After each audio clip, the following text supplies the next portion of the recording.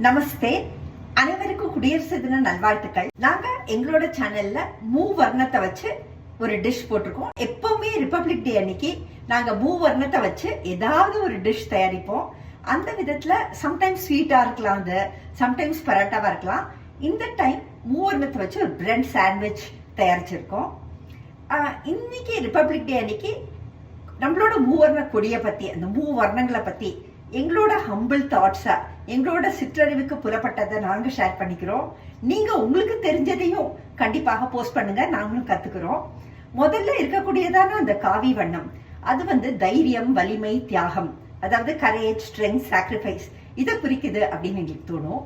நடுப்புற இருக்கக்கூடியதான white pant, அது அமைதி, தூய்மை, உண்மை, அதாவது பீஸ், பியூரிட்டி, ட்ரூத், இதை குறிக்குது அப்படின்னு தோணும்.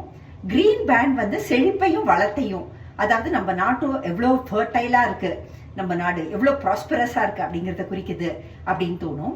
நடுப்புற இருக்கக்கூடியதான அந்த அசோக சக்கரம், அது லா ஆஃப் தர்மாவை குறிக்குது அப்படின்னு தோணும். அதாவது நம்ம லைஃப் ஹானரபிளா அந்த தர்ம சக்கரத்தை பின்பற்றி நடந்தோம்னாக்க அந்த 24 ஸ்போக்ஸும் 24 வர்ச்சூஸ குறிக்குது அப்படின்னு தோணும்.